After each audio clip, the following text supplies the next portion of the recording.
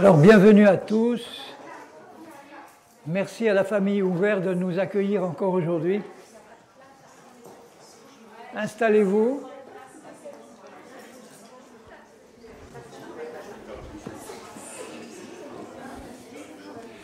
J'espère que vous avez tous amené votre Bible pour vérifier vous-même. C'est beaucoup plus puissant quand vous pouvez lire vous-même ce qui est annoncé à l'oreille. Vous pouvez contrôler directement que c'est bien la parole de Dieu. Alors on va prier pour commencer. Seigneur, nous sommes là pour toi. Nous savons que toi, tu es là pour nous. Et nous voulons te dire que nous sommes là pour toi. Je veux te prier, Seigneur, que nos cœurs à tous soient ouverts à ce que tu veux nous dire aujourd'hui, à la vérité de ta parole, par ton esprit. Que, Seigneur, en quittant ces moments, cet après-midi, nous puissions avoir mieux compris qui tu es, qu'est-ce que tu veux faire dans nos vies et où tu veux nous amener. Alors je te prie que tous les cœurs s'ouvrent pleinement à la vérité de ta parole. Je crois que ceux qui sont venus ici sont venus parce qu'ils aiment le Seigneur et ta vérité. Alors merci Seigneur de nous conduire au nom de Jésus. Amen.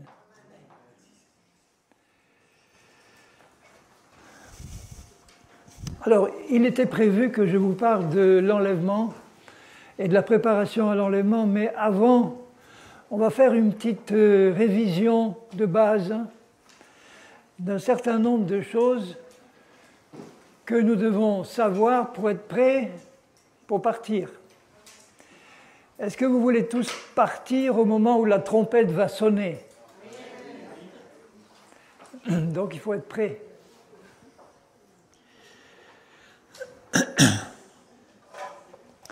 Donc je vais commencer par vous rappeler ce que le Seigneur Jésus a accompli en venant s'incarner sur la terre comme un simple homme.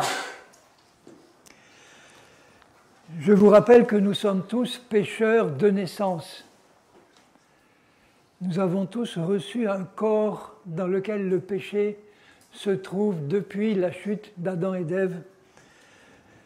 Notre corps est un corps de péché, dans lequel habite le péché. Et le péché, c'est la mort, c'est les ténèbres, c'est tout ce qui est associé à Satan et à ses œuvres. Mais Dieu, dans son amour et sa bonté, n'a pas voulu nous laisser dans le péché, il n'a pas voulu nous laisser sous la condamnation et le jugement, parce que le jugement de Dieu vient sur le pécheur qui ne se repent pas. Mais la grâce de Dieu vient sur celui qui se repent. Et donc pour se repentir, il faut être sensible à l'action du Saint-Esprit qui nous convainc que nous sommes tous pécheurs. Et comment il nous convainc? Il nous révèle qui est Dieu dans sa sainteté. Et quand on se compare à celui qui est saint, on sait que personne ne peut se comparer à lui sans réaliser d'où nous venons, du péché et de la mort. Et Dieu, dans son amour, a demandé à son Fils Jésus de quitter son ciel de gloire, de mettre de côté temporairement, non pas sa divinité, mais les attributs de sa divinité, c'est-à-dire l'omnipotence, l'omniscience, l'omniprésence. Il a mis ça de côté et il s'est incarné comme un simple homme dans un corps semblable au nôtre, mais sans péché. Jésus n'a pas hérité dans son corps, lui, du péché. Il a vécu comme un simple homme, et puis vers l'âge de 30 ans, il a commencé un ministère glorieux. Quand il a été baptisé et rempli du Saint-Esprit, il a commencé à manifester ce que le Saint-Esprit peut faire dans la vie de quelqu'un comme lui, sans péché, qui s'abandonne complètement entre les mains de son Père et de l'Esprit de Dieu. Et il a fini son ministère sur la croix, c'est-à-dire que là, sur la croix, il a fait plusieurs choses quand il est monté sur la croix, quand il a accepté d'être cloué. Alors je vais vous lire un certain nombre de choses qu'il a faites parce que Je crois que c'est nécessaire de bien le comprendre. Ceux qui viennent là pour la première fois, c'est quelque chose que vous allez peut-être réviser avec moi. Les autres qui l'ont déjà entendu plusieurs fois, eh bien vous allez le réentendre une fois de plus et ça ne fait pas de mal. Vous vous rappelez ce que Pierre a dit dans l'une de ses épîtres, il a dit « Je ne me lasserai pas », Paul aussi le dit, « de vous répéter sans cesse les mêmes choses parce que ça vous est salutaire. » Ça permet de mieux comprendre la vérité. Donc regardez ce qui est écrit dans la première épître de Pierre au chapitre 2, au verset 24, au début du verset 24. Lui, il parle de Jésus, lui qui a porté lui-même dans son corps nos péchés. Lui qui a porté lui-même nos péchés dans son corps, pas dans son âme, pas dans son esprit, qui sont restés purs et sans tache. C'est la raison pour laquelle il a dû prendre un corps physique, parce que la seule partie de son être qui pouvait mourir, c'était son corps physique. Mais ça a suffi pour nous sauver, puisque dans son corps, il a pris tous nos péchés. Vous réalisez ce que ça représente ? Les péchés du premier homme, Adam et Ève, jusqu'au péché du dernier homme qui va vivre sur la terre, tous ces péchés du début de sa vie à la fin, il les a pris dans son corps. Il les a pris. Et il a subi la condamnation du péché qui est la mort, à notre place. Et la fin du verset dit « Afin que, morts au péché, nous vivions pour la justice. » Ça veut dire quoi ça ? Ça veut dire que quand il a pris nos péchés, c'est revenu pour nous à être morts par rapport au péché. Il a tout pris, nos péchés, il les a pris sur lui. Il nous en a libérés. Nous sommes morts par rapport au péché. Pourquoi maintenant ? Pour pouvoir vivre avec lui une vie de justice qui est une vie de résurrection. Il nous a fait mourir avec lui quand il est mort.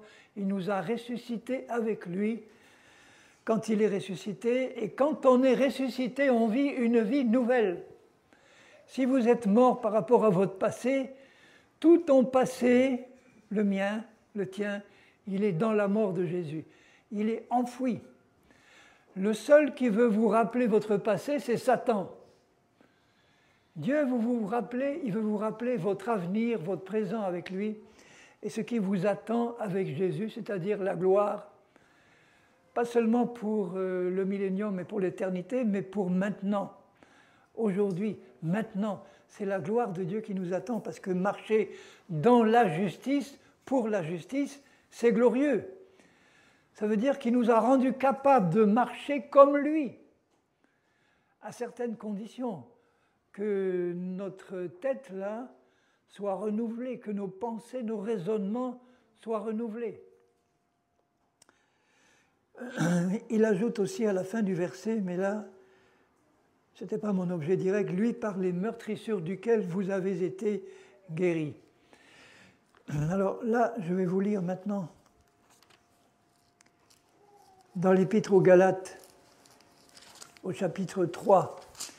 Vous rappelez ce qu'il est venu encore faire pour nous.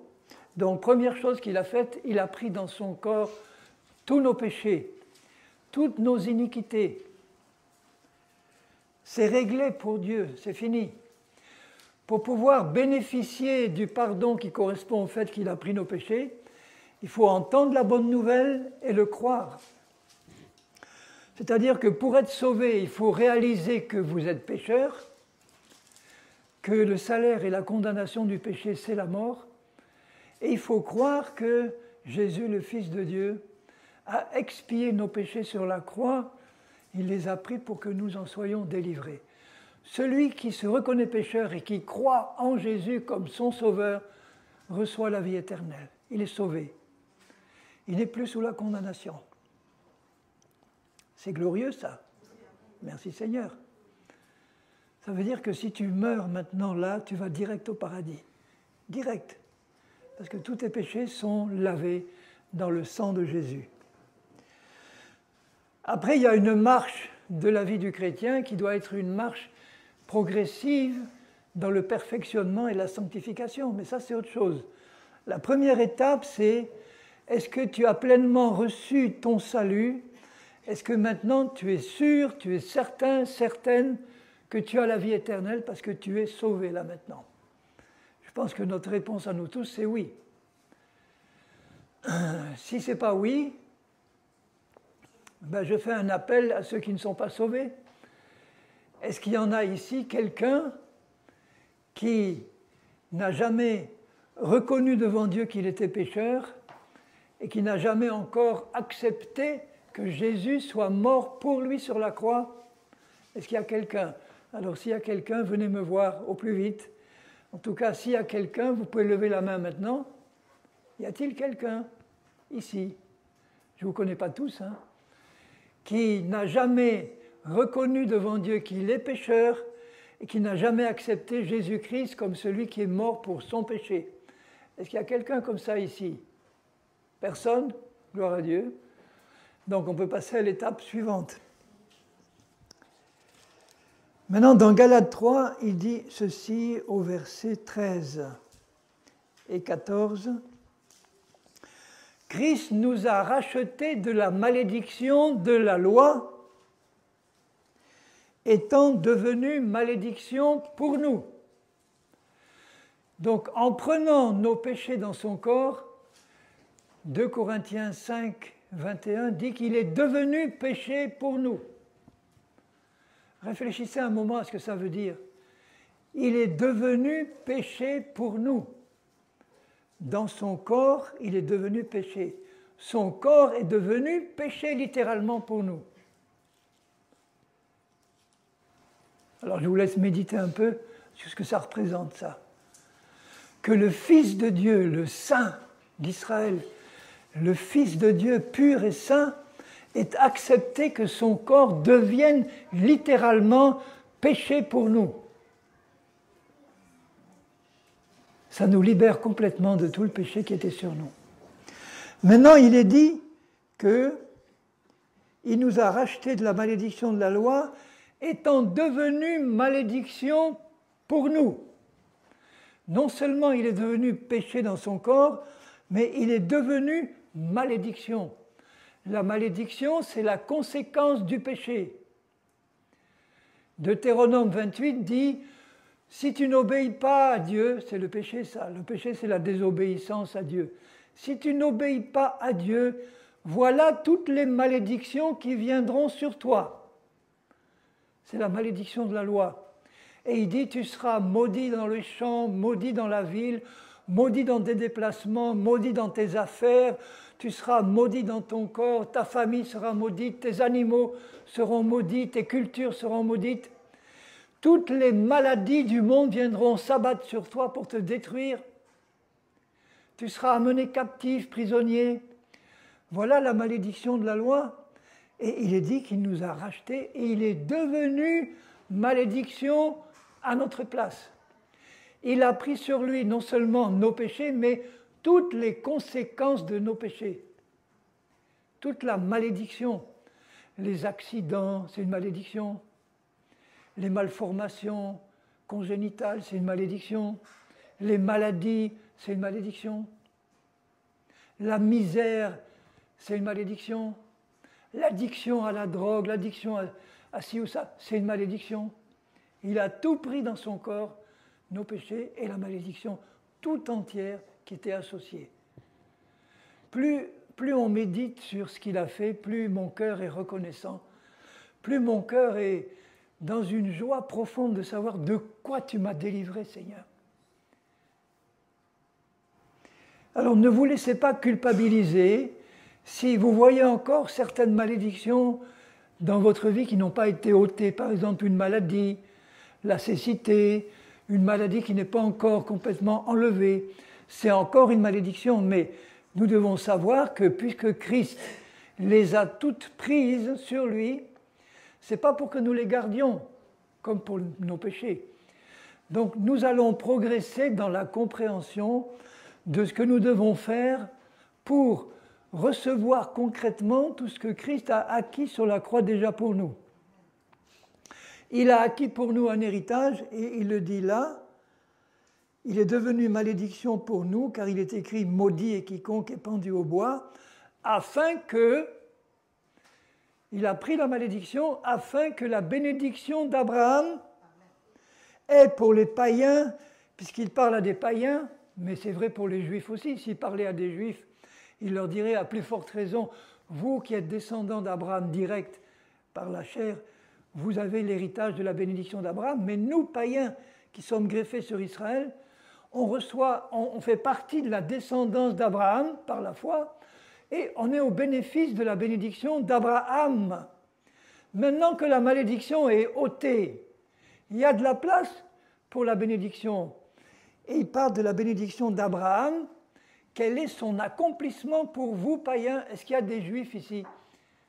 Est-ce qu'il y a d'anciens juifs? Personne? Bon, donc on est tous païens d'origine. C'est pour nous ce qu'il dit là. Afin que la bénédiction d'Abraham ait pour nous, païens, comme pour les juifs, son accomplissement, sa réalisation complète, concrète. C'est le but de Dieu. Et qu'en plus, nous recevions par la foi l'Esprit qui avait été promis. Ça, c'est en plus de la bénédiction d'Abraham. Abraham n'avait pas cette promesse de l'Esprit. Abraham n'avait pas l'Esprit de Dieu en permanence en lui. Alors que nous, disciples de Jésus, nous pouvons avoir l'Esprit de Dieu en nous, nous pouvons être remplis du Saint-Esprit, marcher par l'Esprit, faire partie de l'épouse de Christ, avoir la victoire complète sur le péché, sur la chair. Ça, c'est des choses qu'Abraham ne pouvait pas avoir. Mais il avait la bénédiction d'Abraham. Alors je vous le redis encore une fois, la bénédiction d'Abraham comprenait 60 promesses précises. Il a répété plusieurs fois certaines promesses. Vous contrôlerez entre Genèse 12 et Genèse 24. Dieu parle à Abraham et lui fait 60 promesses qui sont pour nous la bénédiction d'Abraham. Je mets de côté la promesse de posséder le pays d'Israël en héritage, mais c'est pour nous aussi. Je disais il n'y a pas longtemps à des frères et sœurs, vous savez que le pays d'Israël est pour nous, c'est notre pays.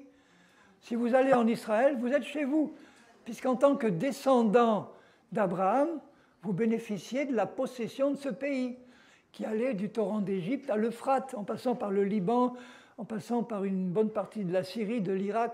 Ça, c'est le pays dans lequel Jésus va régner avec son quartier général à Jérusalem, quand il va revenir pendant 1000 ans régner sur cette terre actuelle, et nous avec, nous régnerons. Nous régnerons à partir du pays d'Israël sur la terre entière. Bon, en plus de cette promesse-là, il y avait 5 promesses, en gros, que je résume les 60 en 5. La première, c'était la promesse du pardon de ses péchés et de la justice de Dieu, c'est-à-dire de la nouvelle naissance en Dieu. Il avait la nouvelle naissance, il avait le pardon de ses péchés. Il était devenu un homme nouveau, mais incapable de marcher pleinement par l'Esprit, puisqu'il n'avait pas la pleine révélation de Christ que nous avons nous. Mais il avait le pardon de ses péchés. Par son obéissance, il a été déclaré juste. Juste, la justice de Dieu était dans son esprit. On sait qu'il a commis pas mal de gaffes pratiques dans sa vie.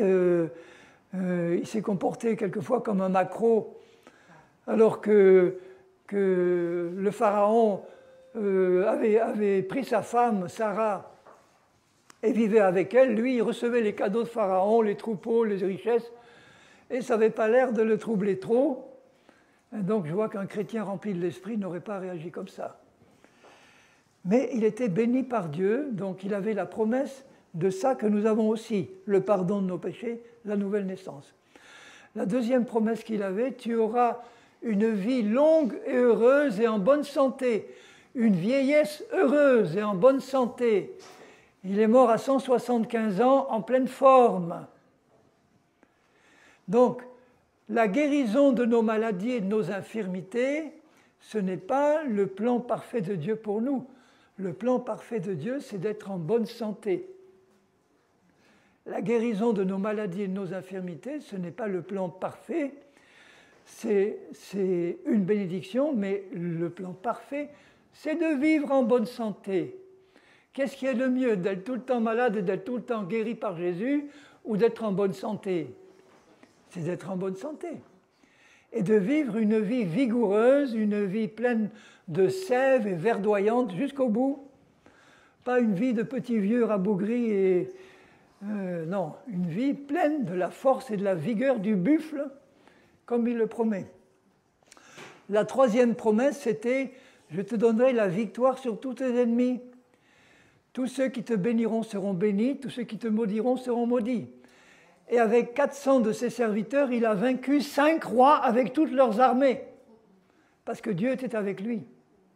Et nous avons aussi une promesse de victoire sur tous nos ennemis, qui ne sont pas des hommes, mais qui sont des démons, des esprits et Satan.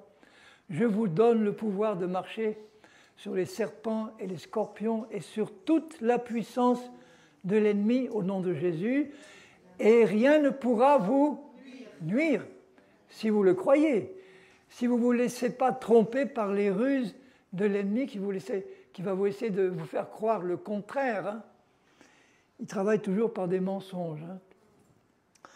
La quatrième série de promesses que Dieu avait données à Abraham, c'était qu'il aurait une prospérité dans tous les domaines. Et nous l'avons aussi, cette promesse. Moi, je ne suis pas un prédicateur de la prospérité au sens où certains l'entendent en vous disant tu ne peux pas, si tu n'es pas riche à millions, si tu n'as pas une grande propriété, la plus belle des voitures, tu ne peux pas être chrétien. Ça, c'est la fausse prospérité. La vraie prospérité, c'est mon Dieu pourvoira avec abondance à tous tes besoins. Voilà, avant même qu'il se présente. Je peux en témoigner parce que quand Dieu m'a demandé de démissionner de mon travail, j'étais directeur des études au niveau universitaire, j'avais 100 professeurs de l'université sous ma responsabilité, et il me dit, tu démissionnes et tu vas marcher par la foi, annoncer l'évangile, sans salaire, sans sécurité sociale, sans chômage, sans demander de l'argent à personne, sans rien d'autre que moi qui vais pourvoir. Eh bien, je peux vous dire qu'il a été fidèle jour après jour. Il faut un miracle pour ça, un miracle quotidien. Comment est-ce possible qu'avec 5 enfants qui commençaient des études supérieures en école supérieure de commerce, vous savez ce que ça coûte, et avec les frais que représente dans un pays comme le nôtre de vivre, normalement, disons, alors que tu n'as aucune ressource financière sinon Dieu. Et bien voilà, il a été fidèle. Et on a été éprouvé pendant quelques mois où c'était du jour le jour, mais après on a manqué de rien.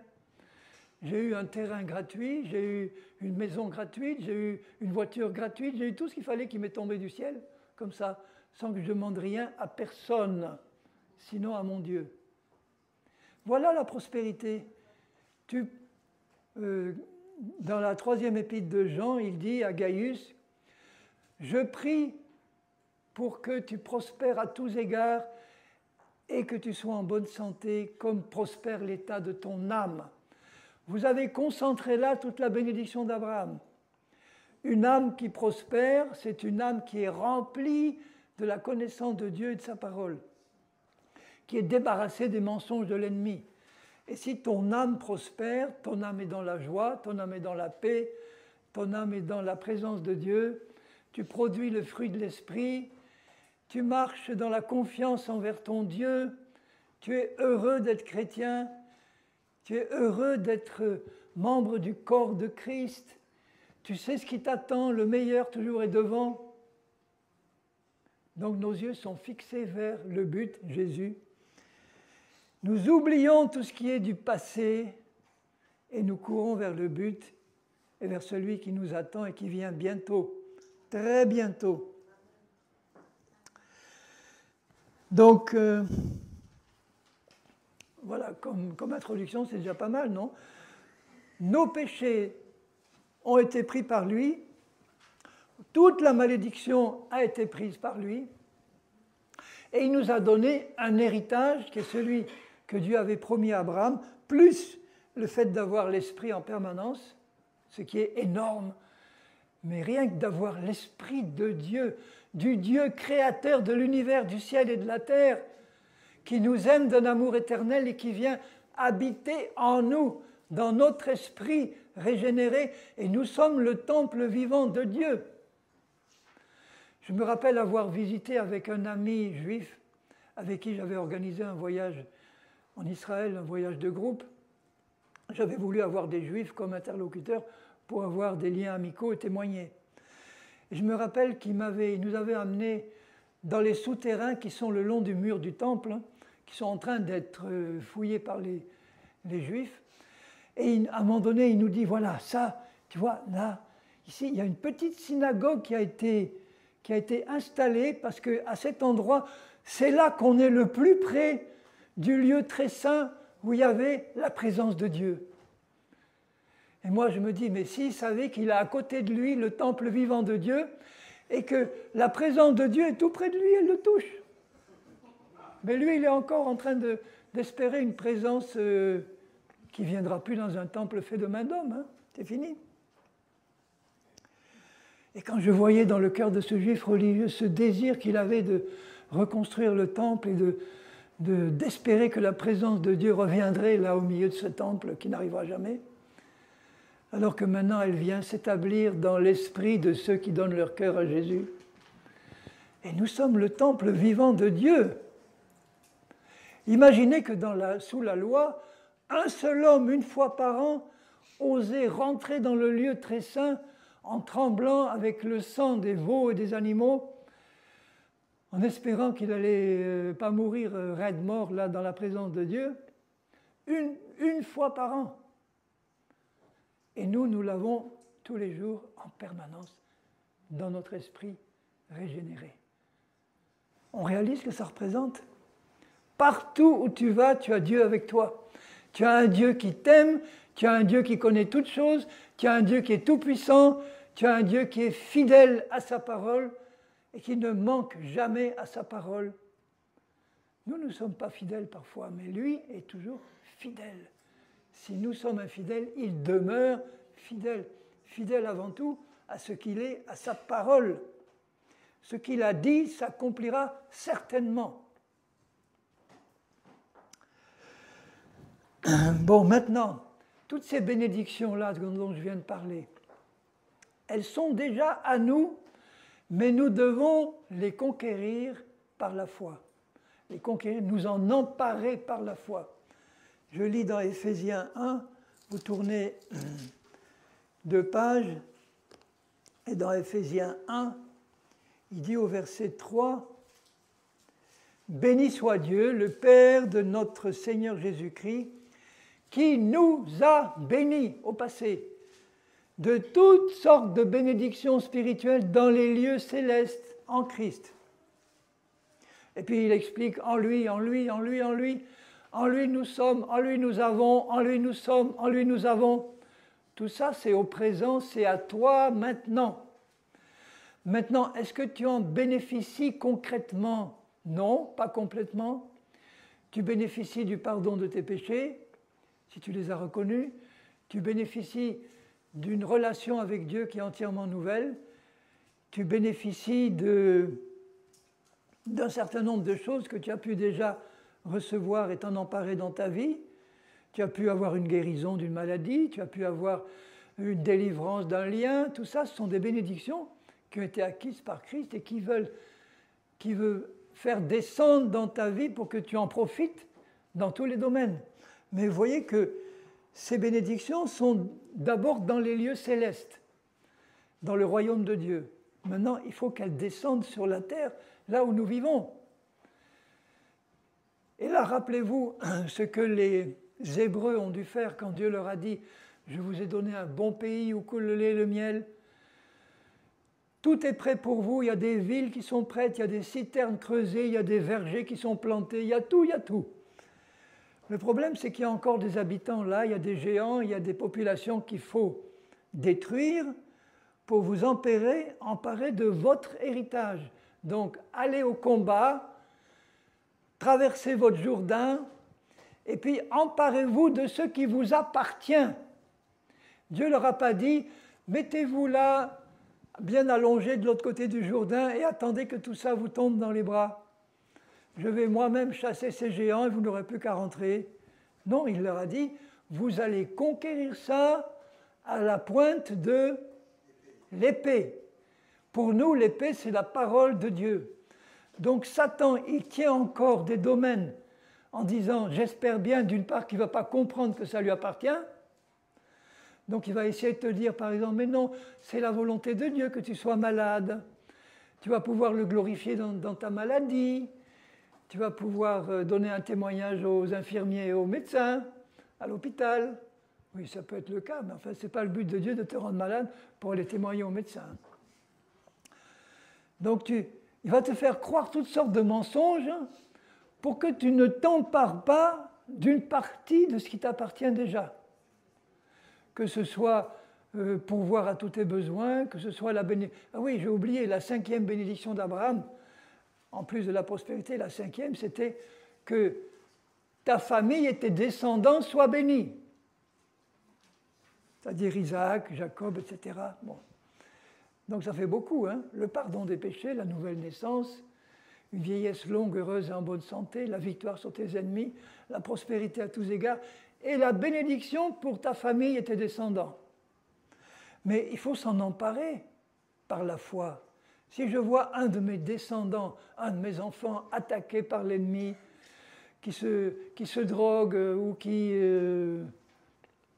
va dans des endroits où il ne devrait pas aller, je sais que là, j'ai à combattre pour que cette partie de mon héritage, de bénédiction pour mes enfants, puisse se passer. J'ai à combattre dans la foi et dans la prière. Tu seras sauvé, toi et toute ta famille, si tu crois en Dieu, en Jésus-Christ. Tu seras sauvé, toi et ta famille. Et si je vois un des membres de ma famille qui n'est pas sauvé, j'ai encore à combattre à la pointe de l'épée. Dieu ne va pas le forcer, mais il va le convaincre dans son cœur. Il y a des promesses pour nos familles. Noé, qui était le seul juste, a sauvé toute sa famille, hein, qui n'était pas juste, puisqu'il n'avait qu'un, c'était lui. Lot, qui était juste aussi, n'a sauvé qu'une partie de sa famille. Et encore, on voit ce qui s'est passé. Parce que lui avait fait des compromis. Il est allé habiter au milieu de Sodome. Il a épousé une sodomite. Il a eu des gendres sodomites. Donc tout ça, ça faisait qu'il a eu du mal après à les convaincre de quitter la ville qui allait être détruite. Il n'a pas convaincu. Il a convaincu que sa femme et 2 de ses filles vierges, qui n'étaient pas encore mariées. Et on voit ce qu'il en est sorti. Sa femme a été transformée en statue de sel parce qu'elle regrettait la ville qui était la sienne. Et ses 2 filles sont devenues les génitrices de Ammon et de Moab, 2 populations qui sont devenues des ennemis d'Israël par la suite. Donc restons fidèles comme Noé, faisons jamais de compromis comme Noé, et toutes les promesses de Dieu s'accompliront pour nous. Amen. Maintenant, pour conquérir ce qui est à nous, il faut avoir un cœur de disciple. Il ne faut pas vivre nous-mêmes dans le compromis et dans le péché ou dans l'ignorance par rapport à ce que Dieu nous demande.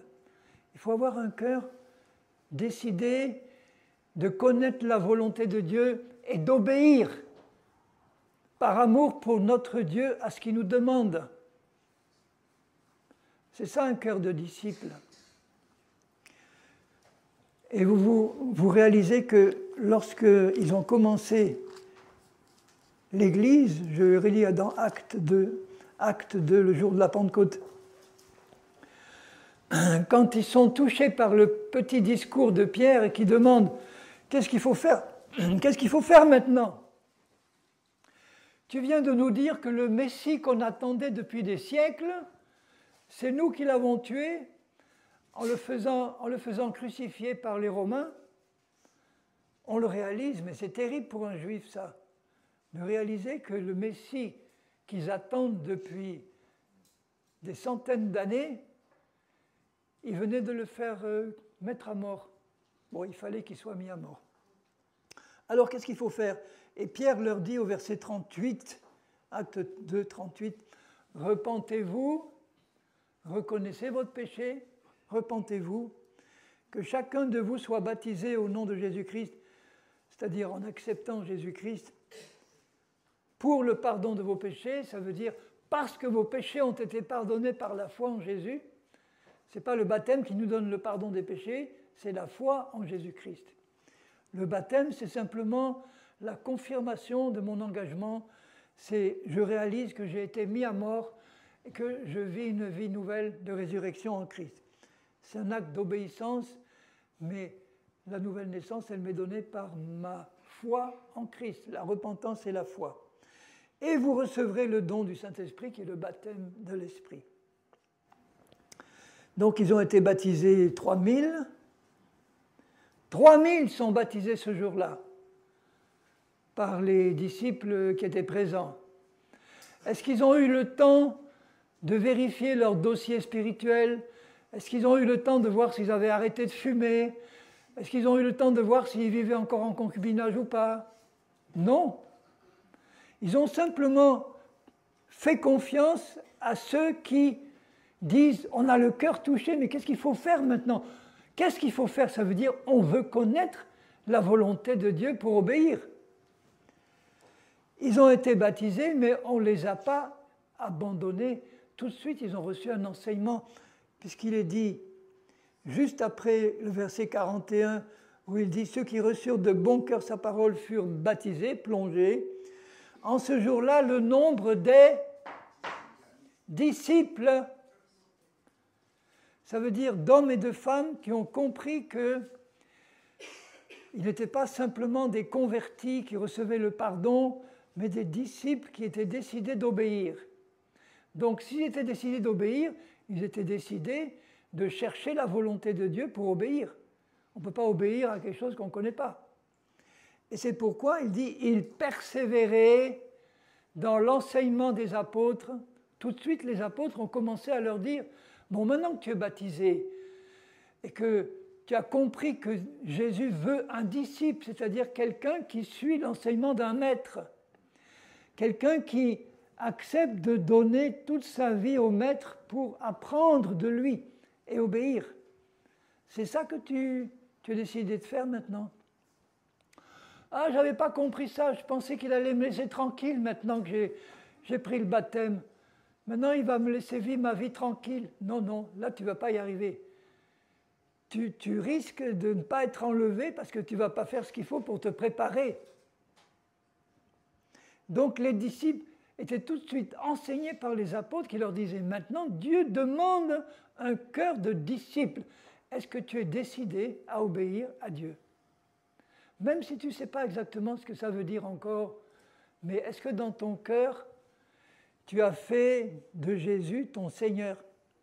C'est-à-dire, tu lui dis, même si tu n'es pas encore arrivé à la perfection, loin de là, il y a encore des tas de choses qui ne sont pas réglées, des tas de choses qui ne sont pas en ordre, mais au moins tu dis, Seigneur, maintenant, je veux suivre ton enseignement, je veux que tu m'apprennes quelle est ta volonté, et je veux obéir. Et j'ai compris que tu m'as rendu capable d'obéir, parce que tu as fait de moi ton enfant. Tu m'as rendu capable d'obéir. Tous les commandements de Jésus dans la Nouvelle Alliance, s'ils vous apparaissent difficiles, c'est que vous n'avez pas encore compris qu'il vous a rendu capable d'obéir à tout. Pourvu que vous sachiez comment. Donc, y persévérer. Il faut, bien aimé, qu'on persévère jusqu'au bout, qu'on soit déterminé à atteindre le but. Ne vous laissez jamais décourager par rien. Soyez déterminés. Autour de nous, le monde va de plus en plus mal. Dans l'Église de Jésus-Christ, dans l'Église visible, il y a plein de séductions, de fausses doctrines, de pratiques qui ne sont pas conformes à la parole. Mais à la limite, je dirais, ça ne doit pas te concerner toi. Dans ton cœur, tu dois dire, Seigneur, moi je veux te rester fidèle. Moi, à la limite, si j'étais le seul fidèle de ma région, eh bien ça sera moi. Ce n'est pas parler en orgueilleux, ça. c'est parler en déterminé. Parce que je sais très bien que ce n'est pas par mes propres forces que je vais y arriver. C'est par la foi en Jésus qui va m'aider pas après pas. C'est lui qui me soutient, c'est lui qui m'éclaire, c'est lui qui me conduit. Pas après pas, il ne m'abandonnera jamais. Il est tous les jours avec moi. S'il a un reproche à me faire, c'est jamais pour m'enfoncer, c'est pas pour me culpabiliser. C'est au contraire pour m'encourager en me disant, bon, relève-toi maintenant. Allez, on repart ensemble. Oui, mais Jésus, j'ai mal fait, j'ai mal fait. Ça suffit, tu l'as déjà dit une fois. J'ai compris. Oui, mais peut-être que ma repentance n'était pas assez profonde. Tu m'embêtes, tu entends? Ce que je te demande, c'est de te relever, de reprendre ma main et de marcher avec moi. Oui, mais tu es sûr, Jésus, que c'est si facile que ça? Ben, c'est moi qui ai fait le plus dur, il te dira. C'est moi qui ai fait le plus dur pour toi. Maintenant, si toi, tu es décidé à marcher avec moi, tu peux compter sur moi que moi, je t'amènerai au but. Sûr et certain.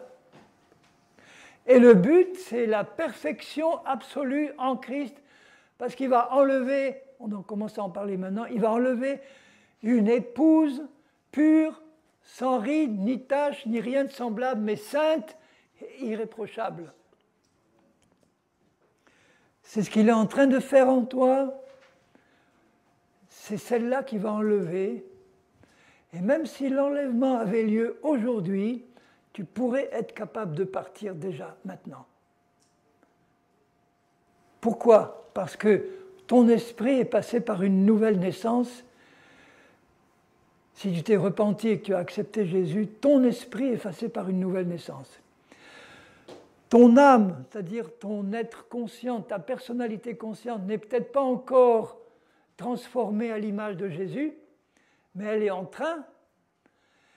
Et si tu es né de nouveau, mais que tu n'es pas en train de marcher consciemment dans le péché, en le sachant, sans te repentir, tu es prêt à partir.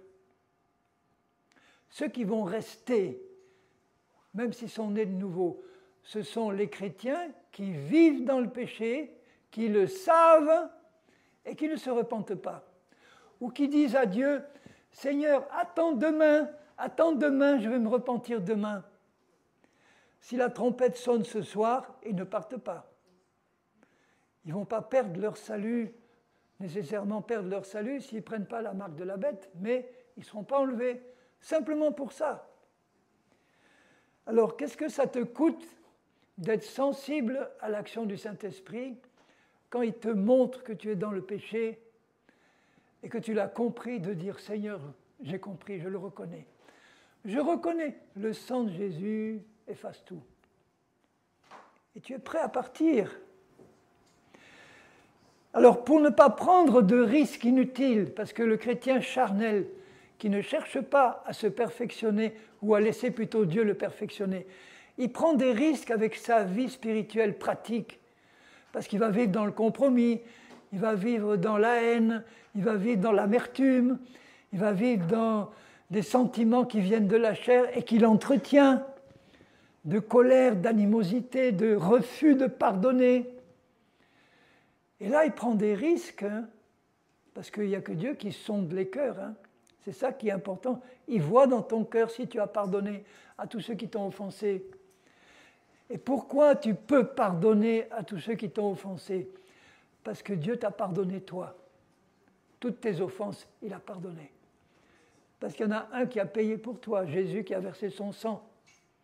Donc quand j'ai compris quelle était la grandeur des offenses que moi j'avais faites à Dieu par mon péché, par mes offenses, et que Jésus a dû mourir pour moi pour effacer ce péché-là, il a pardonné toutes mes offenses, qui étaient bien plus grandes que toutes les offenses qu'on a pu me faire à moi. À ce moment-là, c'est facile de pardonner tous ceux qui m'ont fait du mal.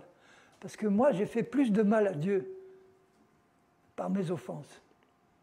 Parce que c'est à cause de mes offenses que Jésus a dû venir mourir. C'est facile de pardonner quand on a compris ça. Très facile.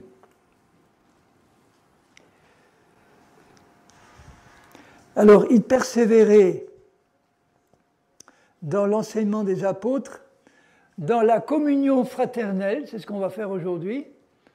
On va passer un moment à parler, discuter, manger ensemble, échanger, prier les uns pour les autres. On va faire ça entre midi et 2, peut-être après. Il persévérait, c'est précieux la communion véritable, la communion fraternelle. C'est-à-dire des relations entre frères et sœurs qui savent qu'ils sont frères et sœurs, même s'ils ne sont pas parfaits. Vous en connaissez des frères et sœurs parfaits? Non. Mais on n'est pas parfait, mais on a l'amour de Dieu dans nos cœurs, on se pardonne mutuellement et nous nous aidons mutuellement.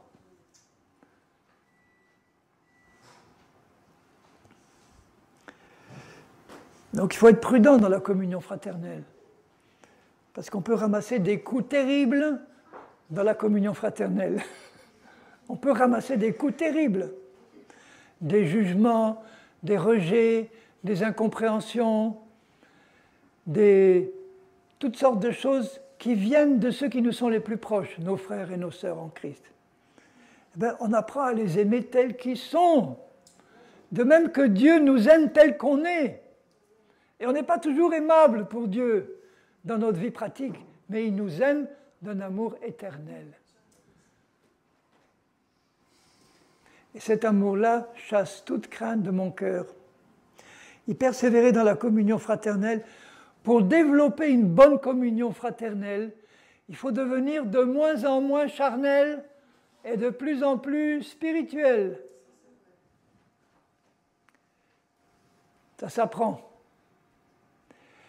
Il y a peu de temps, il y a un frère qui m'écrit, que j'ai connu il y a quelques années.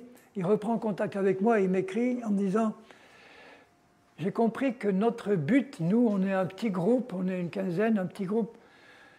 Dieu nous a montré clairement quel était notre but maintenant. Pourquoi il fallait travailler sur cette terre ?» J'ai dit « Bon, qu'est-ce qu'il va me dire ?»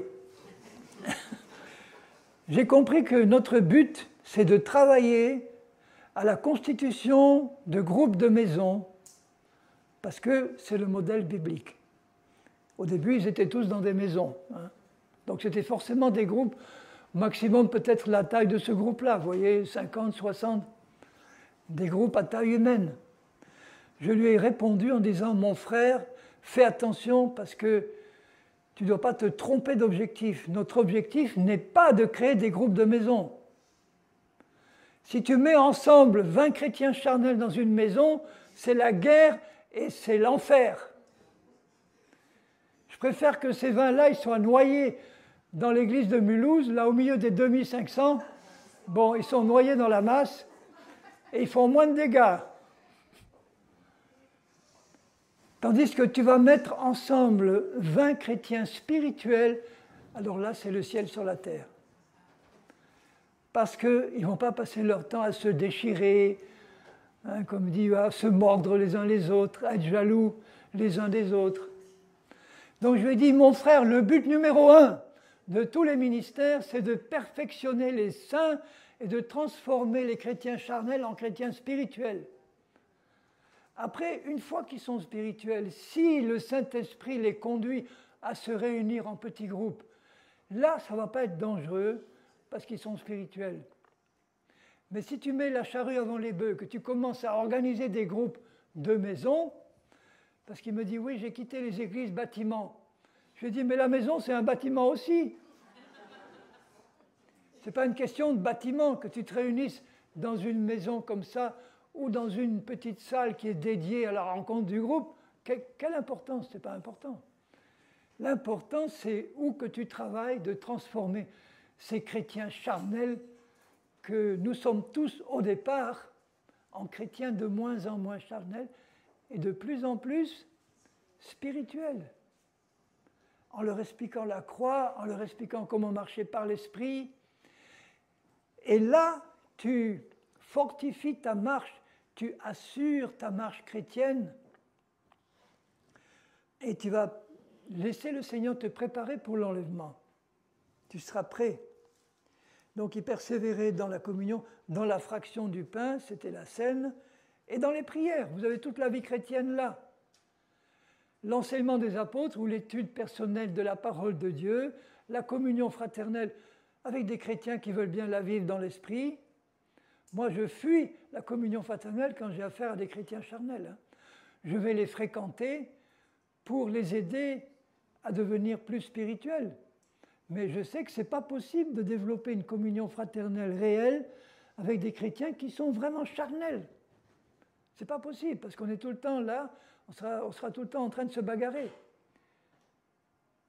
Même si tu en as un qui est spirituel et qui est en face d'un charnel, celui qui est spirituel, il faut l'espérer, il ne va pas manifester de réaction charnelle, mais il sera en permanence en but aux manifestations de celui qui est charnel, et il n'y aura pas possibilité d'établir une communion réelle dans le cœur entre les deux, tant que les deux n'ont pas grandi tous les deux ensemble dans l'esprit. Donc on va s'aider les uns les autres à devenir de plus en plus spirituels. Tout doit concourir à l'édification. Édification, ça veut dire perfectionnement ou développement ou maturité dans le Seigneur. Tout doit être tourné vers ce but-là. L'apôtre Pierre, dans sa deuxième épître, au début de la deuxième épître, il dit ceci. Seconde épître de Pierre, chapitre 1er, verset 3.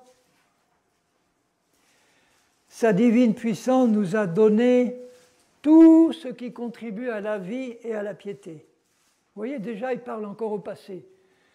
Vous avez été bénis de toutes sortes de bénédictions. Vous avez tout reçu pour vivre une vie chrétienne normale comme Dieu le veut. Au moyen de la connaissance de celui qui nous a appelés par sa gloire et sa vertu. Vous voyez ? Plus je vais m'efforcer de vivre avec mon Seigneur une communion personnelle pour le connaître lui de mieux en mieux, tel qu'il est, et pas tel que l'ennemi veut le représenter, puisque l'ennemi essaye de me donner de Jésus une image qui est pas conforme à ce qu'il est vraiment.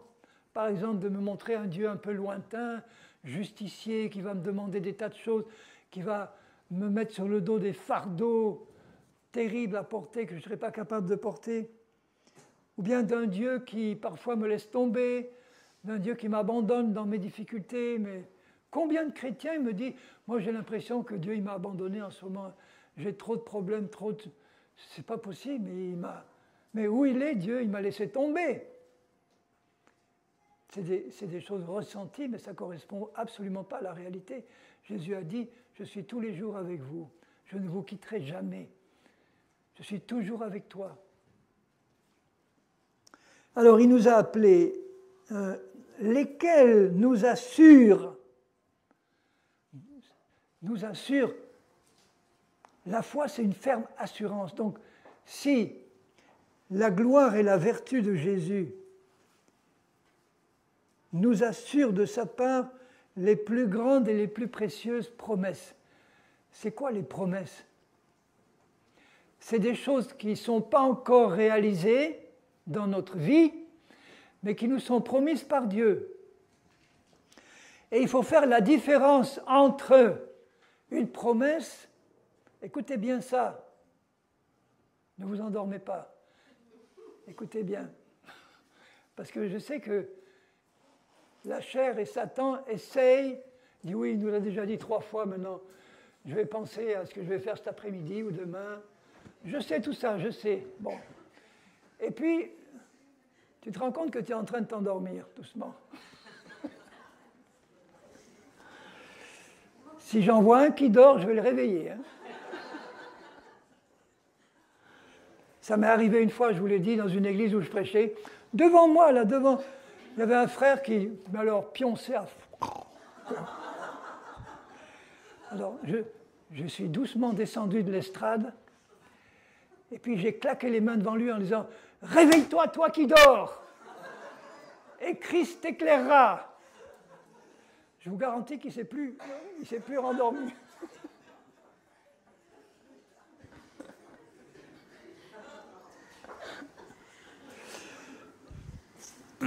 Alors, lesquels nous assurent de sa part les plus grandes et précieuses promesses? Il faut faire la différence entre une promesse et un fait accompli qui nous appartient déjà.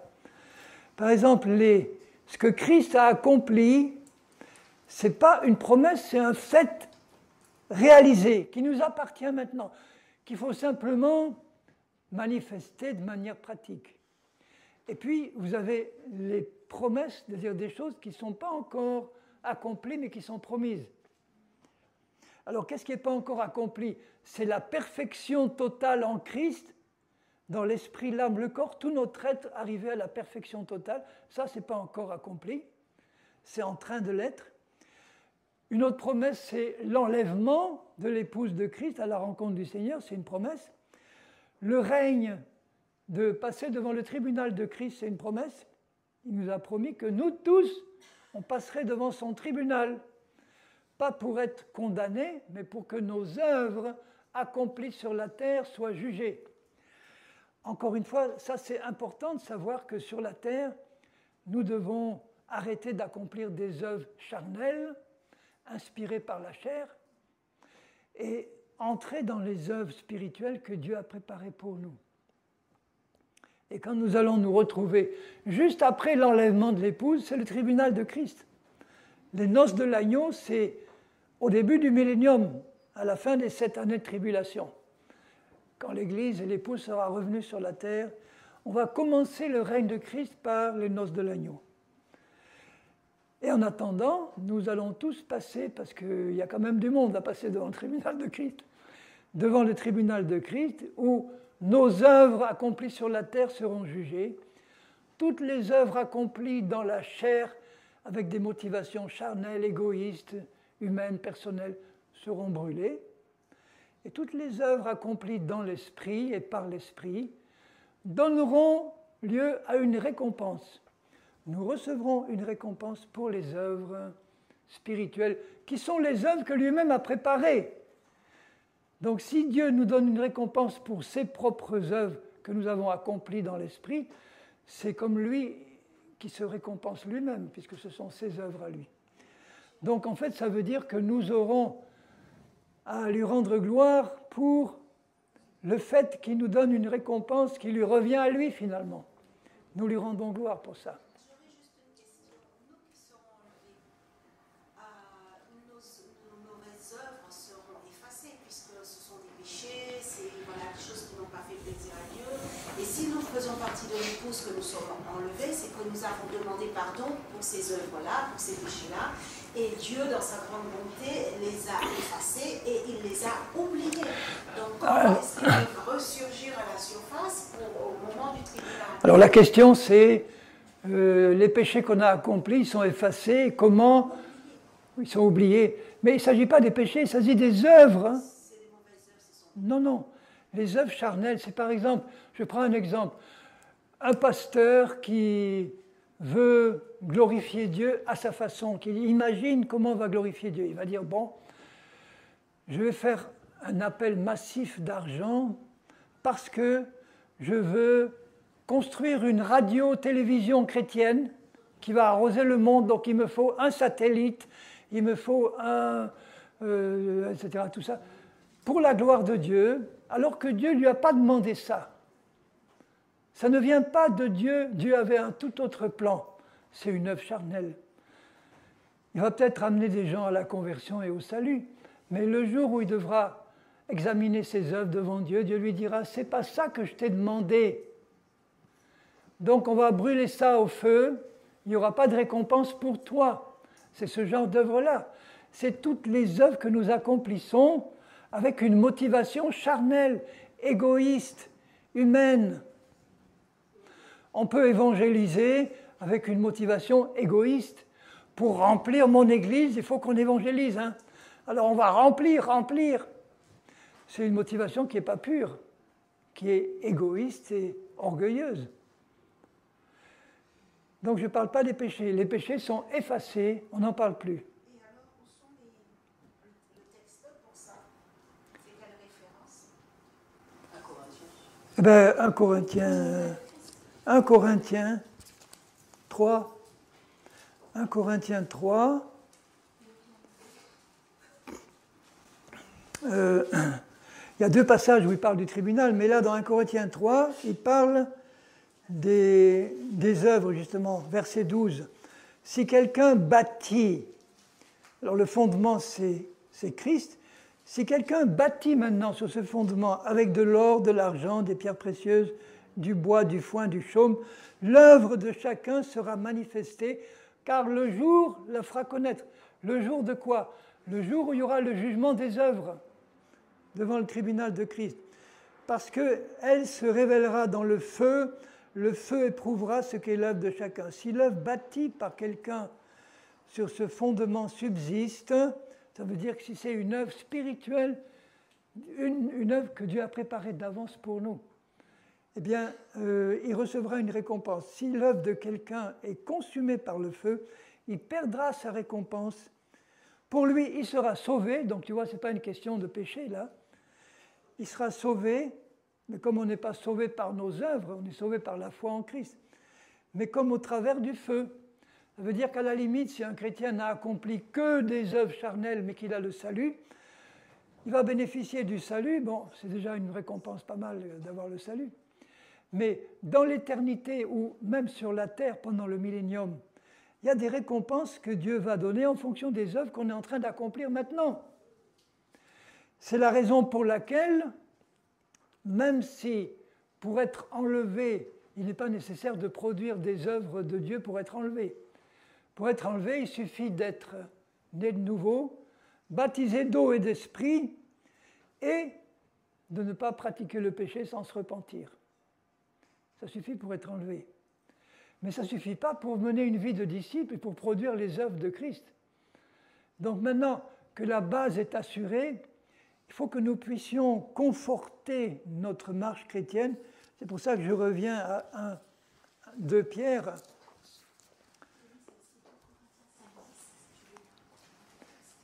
Oui, il y a le tribunal. Voilà, 2 Corinthiens 5,10 pour le tribunal de Christ. Mais c'est ce qui va se passer pour nous tous. Donc ça doit être un puissant encouragement pour nous de vivre les œuvres de Dieu, surtout qu'il les a préparées d'avance. Comment y entrer? En étant sensible à la direction de l'Esprit qui nous y conduit. Il nous y conduit tranquillement. Et pour ça, il faut que nous ayons à cœur de nous sanctifier tous les jours de notre vie, parce que plus on se sanctifie, plus on est sensible à la conduite du Saint-Esprit dans nos vies. Un chrétien qui est très charnel, il ne va pas être sensible à la direction de l'Esprit. Il va vivre sa vie comme il le pense. Et il sera soumis aux corrections et aux châtiments de Dieu pour lui faire comprendre comment marcher par l'Esprit. Alors là, Pierre nous dit ces précieuses promesses au verset 4, afin que par elles vous deveniez participants de la nature divine. Il parle de manière concrète. Mon esprit participe déjà à la vie divine, mais dans ma vie pratique, est-ce que je marche d'une manière conforme à la volonté de Dieu?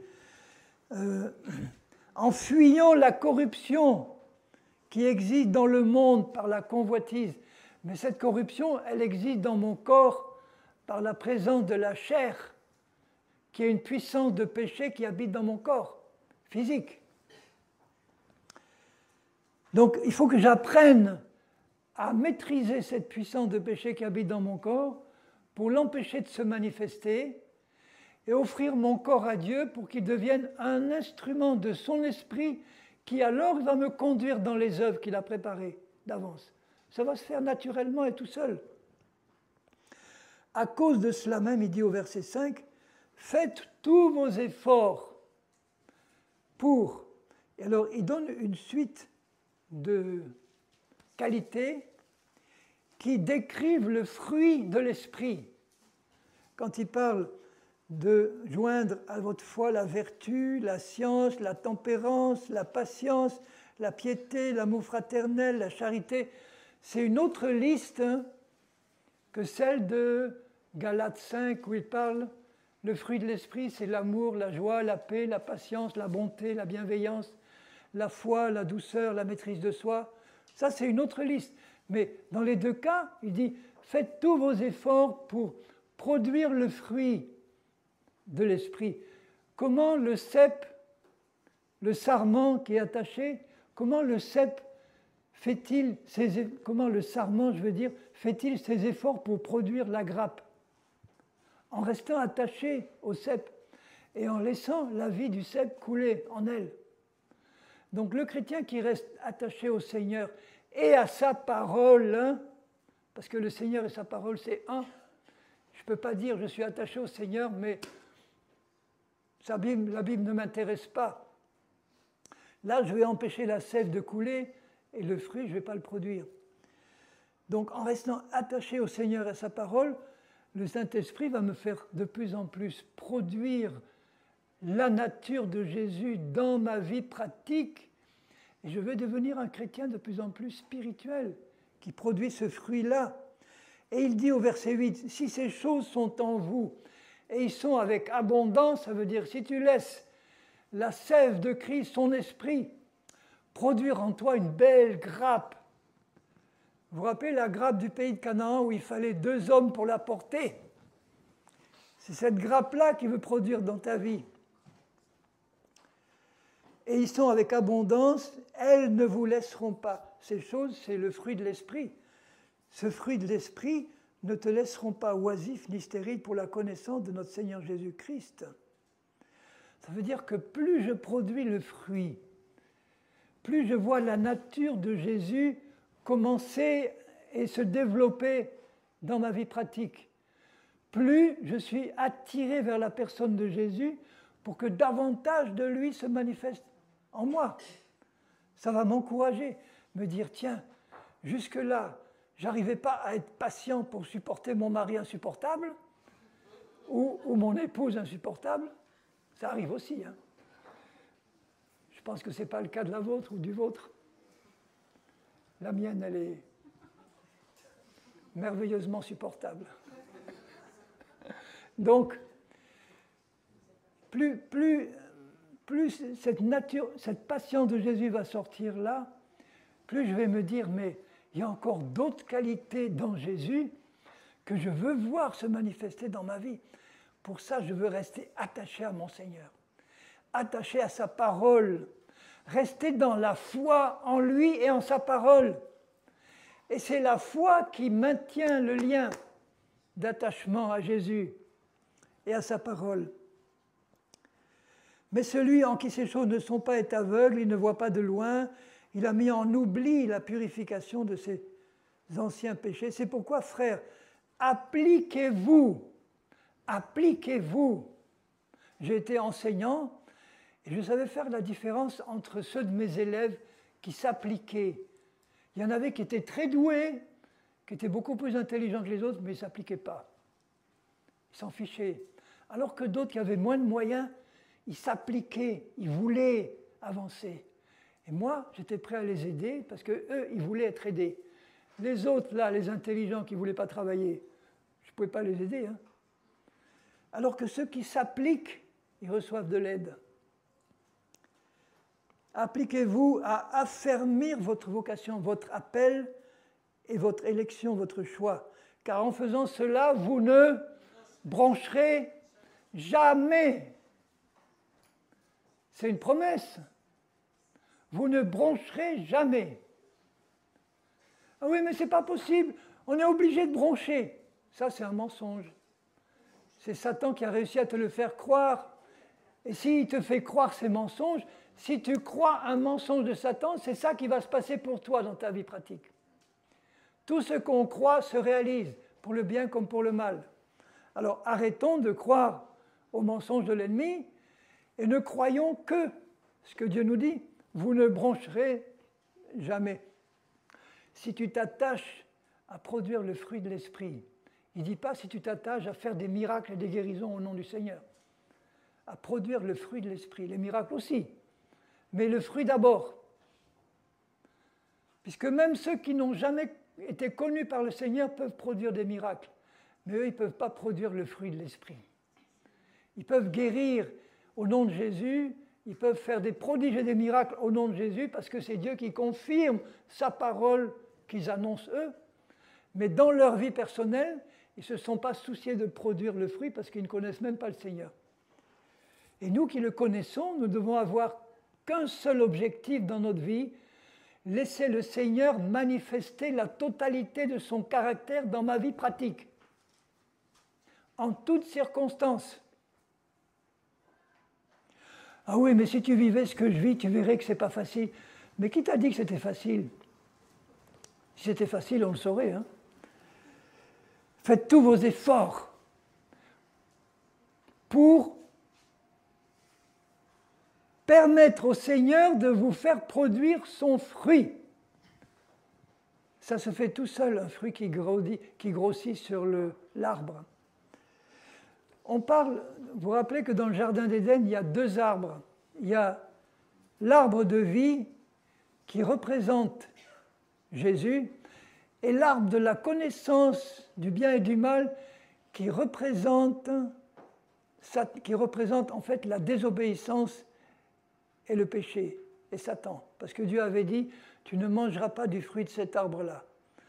Donc manger du fruit de l'arbre de la connaissance, c'est désobéir à Dieu et utiliser l'intelligence qu'il nous a donnée pour construire notre propre vie. L'intelligence de l'homme, elle est grande. Hein. C'est l'intelligence de l'homme qui a conçu autour de nous ce système social, scientifique qui nous entoure là. Ce n'est pas Dieu qui a donné ça aux hommes, c'est Dieu qui a donné l'intelligence aux hommes et ils l'ont utilisé pour construire ce système-là.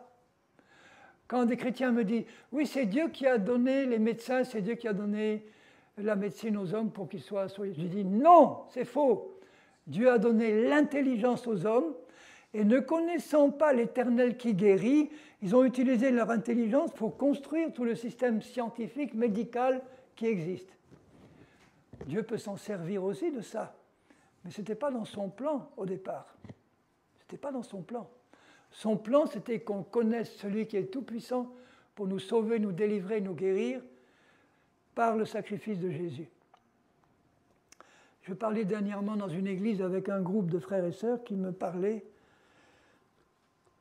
une sœur qui fréquentait aussi un groupe de prière dans sa ville, et qui nous expliquait qu'ils avaient reçu dans leur groupe de prière un chrétien, alors entre guillemets, qui se présentait comme médecin-chercheur et qui était venu avec tout un appareillage, ordinateur, capteur, etc.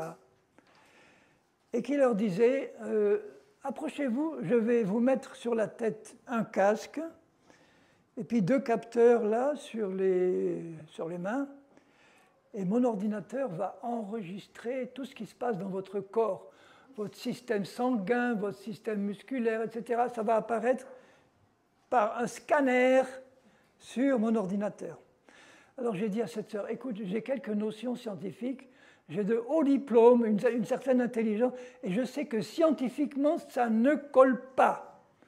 Aucun ordinateur ne peut, si on te met un casque quelconque sur la tête, faire apparaître sur l'écran tout le contenu de l'état physique de ton corps, des maladies que tu peux avoir, des choses comme ça. Ça, ce n'est pas possible scientifiquement dans l'état actuel de la science.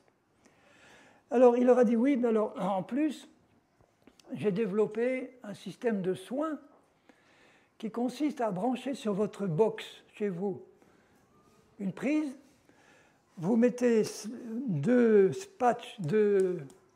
patchs sur vos poignets, et puis vous me téléphonez et je lance le système, et à distance, il va passer dans votre corps une onde qui va vous guérir. Et la sœur me disait, mais tu sais, je sentais passer quelque chose dans mon corps. Et puis, à un certain moment, il a suffi que je lui téléphone pour lui dire, là, je ne me sens pas bien, est-ce que tu pourrais faire quelque chose? Il me dit, bon, je vais déclencher à distance mon système, c'est-à-dire sans prise, sans box ni rien, à distance mon système, et tu vas recevoir la guérison. Je dis, ça, c'est de l'occultisme pur. Parce que pour faire ça, il ne peut le faire que s'il fait appel à des esprits. Et je lui dis, mais comment vous, chrétiens, vous pouvez être crédules à ce point-là et laisser rentrer dans vos groupes des charlatans comme ça, qui se présentent comme médecins-chercheurs. Je lui dis, est-ce qu'il a un diplôme médical au moins je ne sais pas, mais enfin, il se présente comme médecin-chercheur. Je dis, ça n'a aucune base scientifique, aucune. C'est le meilleur moyen, je lui dis, de capter toutes sortes de démons. Ah bon, le Seigneur, oui. Mais vous voyez le degré de crédulité de l'Église. Des chrétiens remplis de l'esprit, parlant en langue et tout.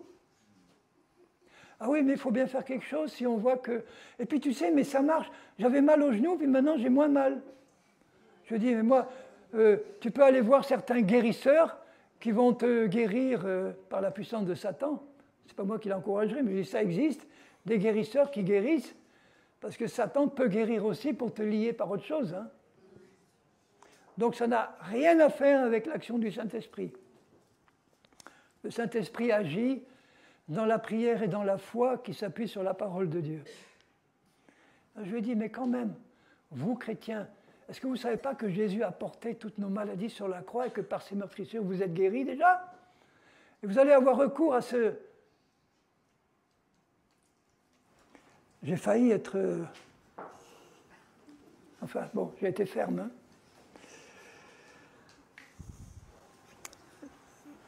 Et au verset 11, alors lisez avec moi ce qu'il dit au verset 11.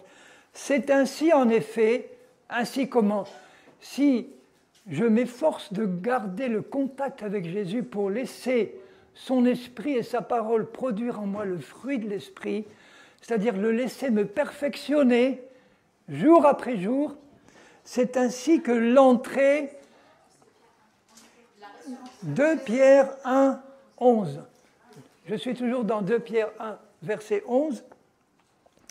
C'est ainsi en effet que l'entrée dans le royaume éternel de notre Seigneur et Sauveur, les deux, Seigneur d'abord, Sauveur, enfin, les deux vont ensemble, vous sera pleinement accordé. Ça veut dire quoi, l'entrée dans le royaume éternel?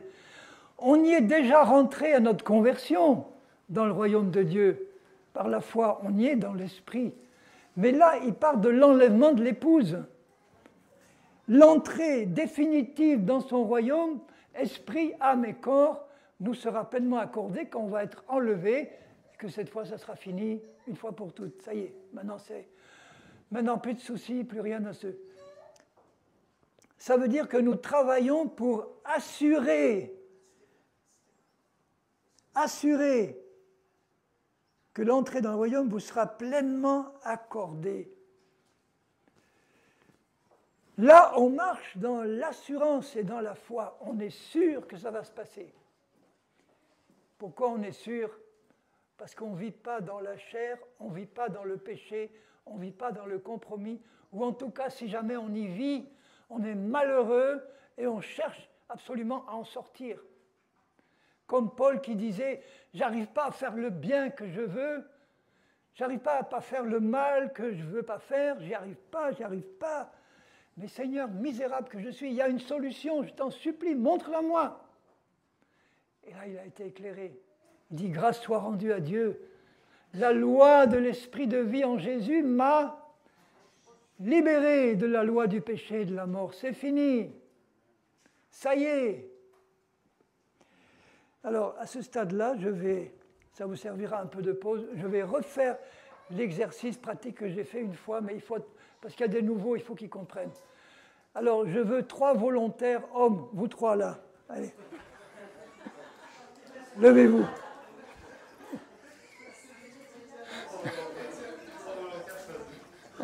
Voilà, mettez-vous là. Bien. Alors, mets-toi au milieu, voilà. Ici. Là, vous avez un homme complet en 3 parties. Vous avez l'esprit, l'âme et le corps. On sait très bien le corps ce que c'est.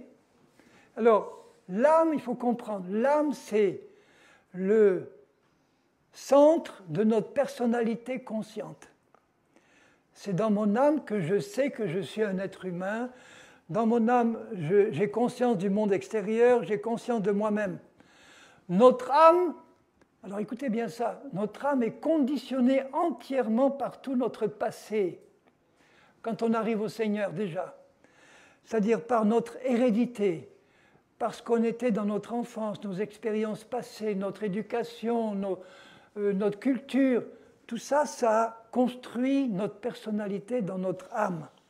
Notre personnalité, elle a des qualités, elle a des défauts, et on en est plus ou moins conscient, mais c'est ça notre personne consciente. Notre esprit, c'est ce que Paul appelle l'homme intérieur, l'homme spirituel. Notre esprit, il a des yeux, des oreilles, un nez, vous voyez, regardez. Mais notre esprit n'a pas de lunettes, parce qu'il est parfait.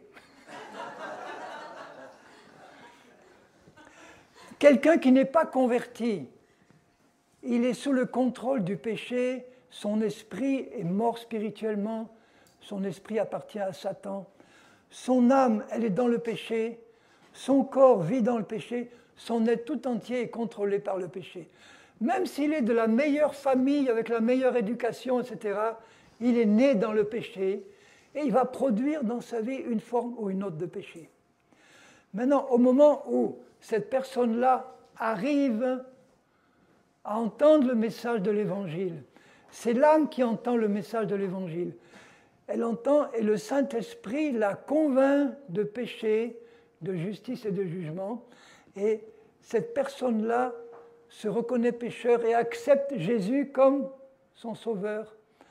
À ce moment-là, l'esprit qui est au fond de l'âme-là passe par une nouvelle naissance. L'esprit est recréé à neuf à l'image de Jésus. Vous voyez comme il est beau? Il est recréé à neuf.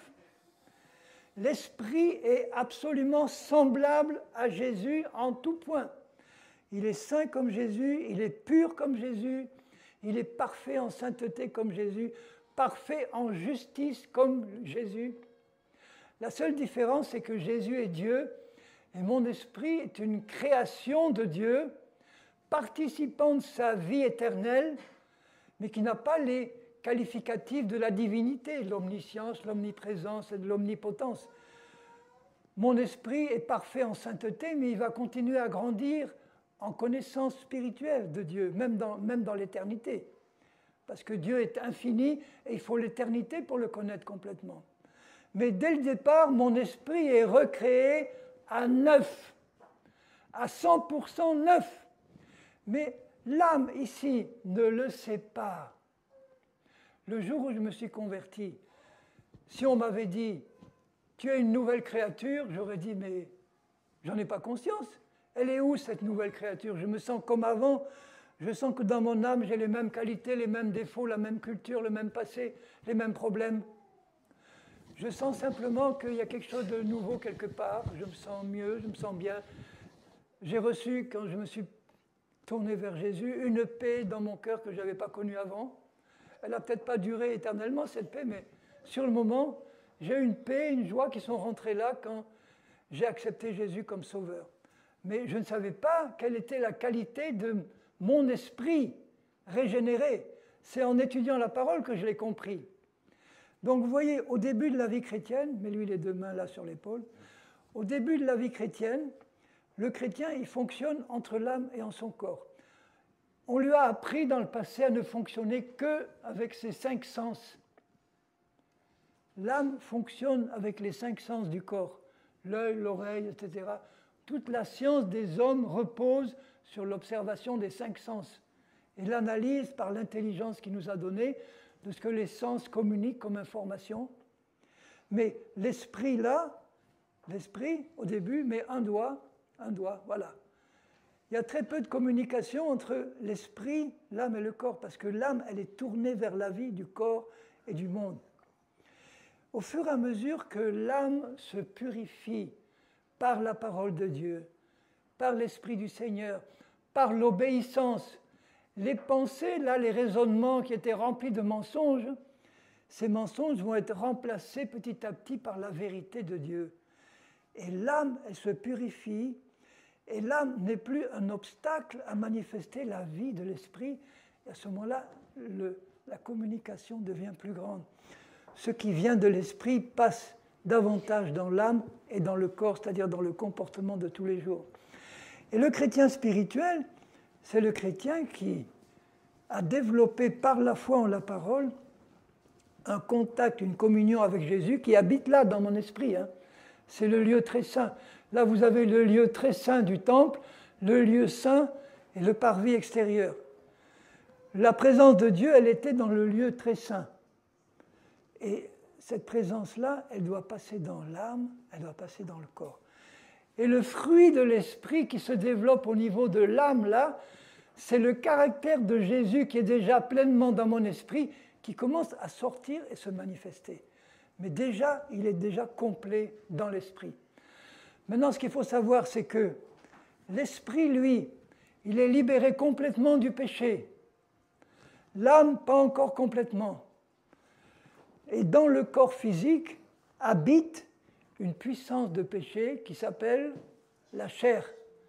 La chair, ce n'est pas notre vraie nature. Notre vraie nature, c'est l'esprit régénéré. Mais cette puissance-là de péché qui habite dans le corps, elle est directement reliée à Satan.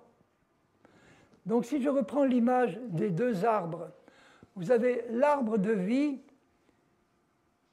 qui est notre esprit régénéré, qui est Christ dans notre esprit. Et vous avez l'arbre de la connaissance du bien et du mal, qui est la chair qui est reliée à Satan. Et l'endroit où il y a le combat, c'est dans mon âme. Et Dieu veut que j'arrête de m'attacher à l'arbre de la connaissance du bien et du mal, qui est en fait un arbre qui me met en contact avec Satan et sa connaissance à lui, sa connaissance humaine, charnelle, diabolique. Et il est très intelligent, Satan. Pour m'attacher à l'arbre de vie, et les deux, l'arbre de la connaissance va produire des mauvais fruits dans ma vie, dans mon âme, et l'arbre de vie va produire le fruit de l'esprit. Les œuvres de la chair, c'est l'adultère, l'impudicité, la colère, l'animosité, les disputes, les divisions, les excès de table, les choses semblables, les perversions sexuelles, etc. Ça, c'est le fruit de l'arbre de la connaissance du bien et du mal, qui cherche à manifester dans ma vie pratique en envahissant mon âme avec les mensonges du diable. Maintenant, le fruit de l'esprit, l'amour, la joie, la paix, vont être produits dans mon âme et dans mon corps à mesure que je reste attaché au Seigneur et à sa parole et que je laisse sa sève, sa vie rentrer là. À ce moment-là, cette vie-là. Et le corps ne devient qu'un instrument maintenant de l'esprit au lieu d'être un instrument de la chair. Donc vous avez compris ça ? La chair va rester dans notre corps aussi longtemps qu'on est sur cette terre. Elle va chercher à nous contrôler comme avant. Et il faut savoir comment se détacher de ce contrôle-là pour laisser la vie de l'esprit grandir dans notre âme et produire le fruit de l'esprit. Tout le travail de sanctification, il est là. Et ceux qui sont attachés à ce travail de sanctification de leur âme, par la parole de Dieu, par l'esprit, par l'obéissance à la parole, vont affermir leur marche chrétienne de manière à ce qu'une pleine entrée leur soit accordée dans le royaume céleste et qui ne bronche jamais. Celui qui ne bronche jamais, c'est celui ou celle qui a réussi à comprendre comment garder cette puissance de péché inopérante, comment la garder inoffensive, qu'elle ne me contrôle plus. Elle va rester là, elle est présente, mais elle ne me contrôle plus. Et comment continuer à grandir dans le fruit de l'esprit au niveau de mon âme. Maintenant, au moment de l'enlèvement, qu'est-ce qui va se passer ? Si cette personne-là n'est pas en train de pratiquer le péché sans se repentir, un chrétien qui pratique le péché, il le sait dans son âme-là, et il ne veut pas, il attend de se repentir, il dit demain, demain. Si la trompette sonne, il reste. Son esprit, il n'est pas perdu, mais il va traverser la tribulation. Et au moment où la marque de la bête va être imposée, tous ceux qui vont recevoir la marque seront obligés de faire allégeance à l'Antichrist et à Satan, à les reconnaître comme leur maître. Et là, l'Apocalypse nous dit, tous ceux qui font ça seront perdus pour l'éternité parce que des démons vont rentrer en eux et les perdre. Ceux qui vont refuser la marque seront décapités, mais ils vont garder leur salut et ils vont régner avec Christ aussi et son Église au moment du millénium. Ça sera leur récompense aux martyrs de la tribulation. Maintenant, si ce n'est pas encore au moment de l'enlèvement, le chrétien qui est prêt à partir, qu'est-ce qui se passe? Vous vous rappelez qu'en un instant, le corps physique sera changé en corps glorieux. Le corps mortel sera changé en corps immortel. Ça veut dire que la puissance de péché et de mort qui se trouve dans le corps physique, à la dernière seconde avant l'enlèvement, Christ la prend, l'arrache, le corps devient immortel puisqu'il n'y a plus de présence de péché et de mort, et les racines qui pouvaient encore y avoir dans l'âme, là, parce qu'elle n'est pas encore parfaite, elles s'en vont avec, et là, l'être complet est parfait. Là, maintenant, l'esprit, l'âme et le corps sont au niveau où Christ va enlever son épouse, c'est-à-dire sans ride, ni tache, ni rien de semblable. Et là, cet homme, il monte. Mais s'il ne s'est pas préparé, s'il n'a pas laissé le travail de sanctification se faire au niveau de son âme, il risque de ne pas être prêt au moment de la trompette. Pourquoi? Parce qu'il risque de vivre dans le compromis, dans le péché, et il ne s'est pas soucié de rester toujours fidèle au Seigneur et humble. Vous avez compris ça? Alors merci mes frères, vous pouvez vous asseoir. Merci. Bon, même si vous l'avez déjà vu une fois, déjà pour les nouveaux, ça permet de mieux comprendre comment le travail de sanctification se fait. Il ne se fait pas au niveau de l'esprit, il se fait au niveau de notre âme.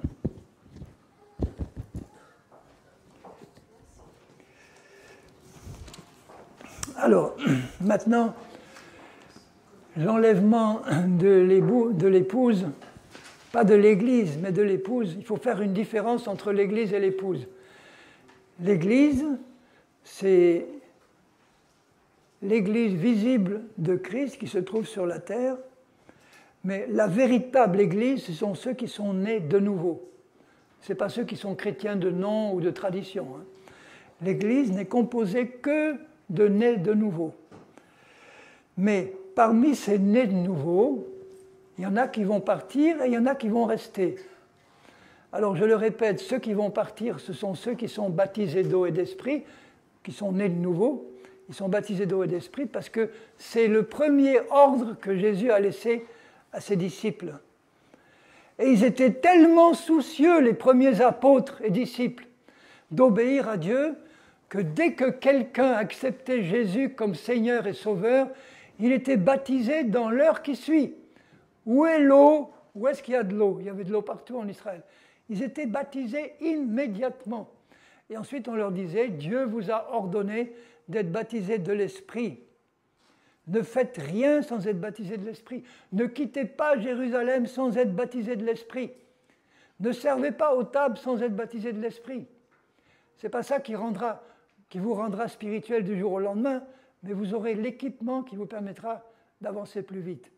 Donc, être baptisé de l'Esprit, c'est la chose la plus simple qui soit. C'est réaliser que quand vous naissez de nouveau, vous avez l'Esprit. Tous les nés nouveaux ont l'Esprit de Dieu, mais ne sont pas nécessairement remplis parce qu'ils ont l'Esprit. Pour être remplis, il faut le demander à Dieu. Parce que Dieu donne son esprit à ceux qui le demandent. Il ne va pas vous forcer à être ses disciples, et il répond à ceux qui lui demandent ce qu'il nous a demandé de lui demander. Vous suivez? Il nous a demandé d'être remplis de son esprit. Ça veut dire qu'il nous a demandé de nous approcher de Dieu au nom de Jésus-Christ et de lui dire, Seigneur, je veux que tu me remplisses maintenant de ton esprit. Et il te remplit maintenant de son esprit dès que tu l'as demandé. Mais seulement, il y en a qui l'ont fait et qui ne le croient pas, qui attendent qu'il y ait une manifestation qui leur montre qu'ils ont été remplis. Ce n'est pas la voie de la foi, ça. La voie de la foi, c'est croire que tu es rempli dès que tu l'as demandé et c'est fait. Ah bon, c'est si simple que ça? Et pourtant, je n'ai pas parlé en langue encore, mais ça ne fait rien, ça va venir. Parce que tu as cru que tu es rempli, tu vas parler en langue. Puisque c'était le signe qui se manifestait quand ils étaient remplis. Tu vas parler en langue, et je vais te montrer comment. Tu ouvres la bouche par la foi et tu laisses sortir ce que tu as à cœur de dire en croyant que c'est le Saint-Esprit qui te l'inspire et que ce n'est pas toi qui le fabrique. Je répète, parce que c'est tellement simple qu'il y en a qui ne comprennent pas. C'est tellement simple.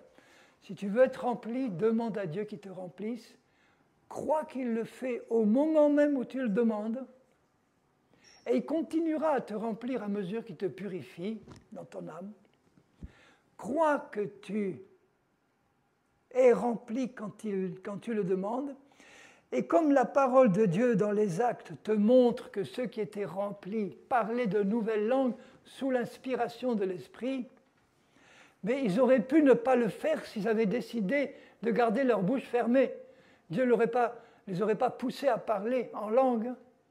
Ils ont laissé l'Esprit se manifester de cette manière parce que Jésus leur avait dit « Voici les signes qui accompagneront ceux qui auront cru en moi. En mon nom, ils parleront de nouvelles langues. » Ils se sont rappelés ça. Ils ont laissé l'Esprit les conduire et ils ont ouvert la bouche et ils ont commencé à parler en langue. Et ça se fait tout simplement et naturellement. Et là, vous êtes prêts à partir? Mais est-ce que les choses de Dieu sont compliquées, oui ou non? C'est les hommes et leur théologie qui les compliquent.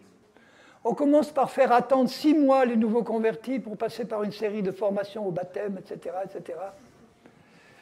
Je ne vois pas ça dans la Bible. Ah oui, mais il faut quand même contrôler s'ils se sont sérieusement convertis. Est-ce que les 3000 qui ont été baptisés le jour de la Pentecôte, ils ont eu le temps de voir s'ils étaient vraiment convertis? Ils ont fait confiance. Peut-être que par la suite, il y en a qui n'ont pas tenu, mais c'est leur affaire après tout. Ce n'est pas l'affaire des apôtres. Eux ont tout fait pour les garder. S'ils ne voulaient pas rester fidèles, eh ben, ils étaient libres. Hein. Alléluia. Merci Seigneur. Alors, pour vous montrer, cet après-midi, on se retrouve à 14h30, c'est ça, hein, 14h30 jusqu'à 16h30. Et puis après, on aura encore un temps éventuellement de partage et de prière ensemble, pour ceux qui le désirent. Ou de baptême, parce que si vous n'êtes pas baptisé d'eau, il y a ici un jacuzzi et une piscine, on vous baptise cet après-midi. Hein. Donc s'il y a des candidats au baptême qui ne sont pas plongés, eh bien, vous restez là, et cet après-midi, vous le serez sans aucun problème. Ah, mais tu es sûr qu'on peut le faire comme ça, simplement? Ben oui, la parole de Dieu le montre, il n'y a pas de problème. Hein. En fait, n'importe qui est déjà converti et baptisé pourrait vous baptiser. Ah, ce n'est pas réservé aux pasteurs de baptiser. Si, dans beaucoup d'églises, c'est réservé aux pasteurs et aux responsables. Mais ce n'est pas écrit dans la Bible. Donc si, dans certaines églises, c'est réservé aux pasteurs, on va respecter leur autorité et on va les laisser vous baptiser. Mais si ils vous disent qu'il faut 6 mois d'attente pour le prochain baptême, vous avez le droit de leur dire, comme je l'ai dit à mon pasteur, « Frère, c'est aujourd'hui que je veux être baptisé, tu entends ?» Enfin, je n'ai pas dit... J'étais un peu plus doux. Mais je lui ai dit, frère, je veux être baptisé aujourd'hui. Et je ne l'aurais pas lâché qu'il ne me baptise. Il y avait un service de baptême 15 jours après. Dans la plupart des églises, ils m'auraient dit, non, tu attendras 15 jours. Eh bien, moi, je serais resté collé à lui jour et nuit jusqu'à ce qu'il me baptise. Et il l'a senti. Hein. J'ai été baptisé de l'Esprit le même jour. Quand on est déterminé, eh bien, il n'y a pas de problème. Il ne nous fait pas attendre. Maintenant, l'enlèvement est très proche. On ne sait ni le jour ni l'heure. Alors, il me reste quelques minutes. Comme on ne sait ni le jour ni l'heure, on ne va pas chercher à le savoir. Mais il y a des signes qui nous sont donnés dans la parole qui nous montrent que les temps sont là, qu'on est dans les temps du retour proche du Seigneur pour l'enlèvement, pas pour le règne sur la terre encore.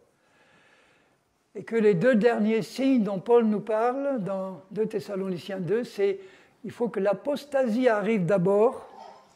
L'apostasie, on y est dans les églises chrétiennes, et qu'on ait vu paraître l'homme du péché qui n'est pas encore au pouvoir, mais le Saint-Esprit dira à un moment à l'église fidèle, cet homme-là que tout le monde connaît dans le monde aujourd'hui, qui n'est pas encore au pouvoir, c'est lui qui est l'homme du péché.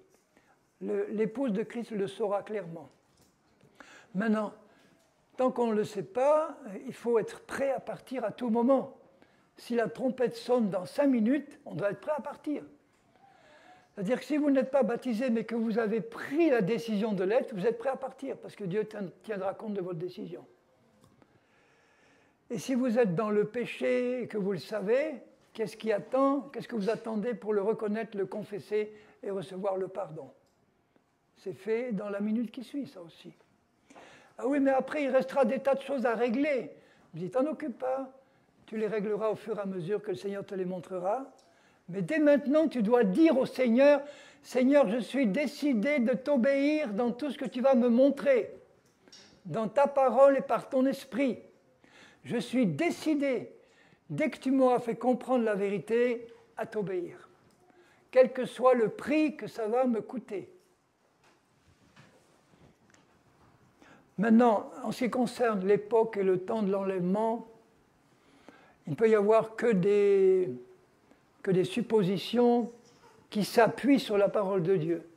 Moi, j'en ai une personnellement, je ne la présente pas comme une prophétie ni comme une certitude, hein, surtout pas.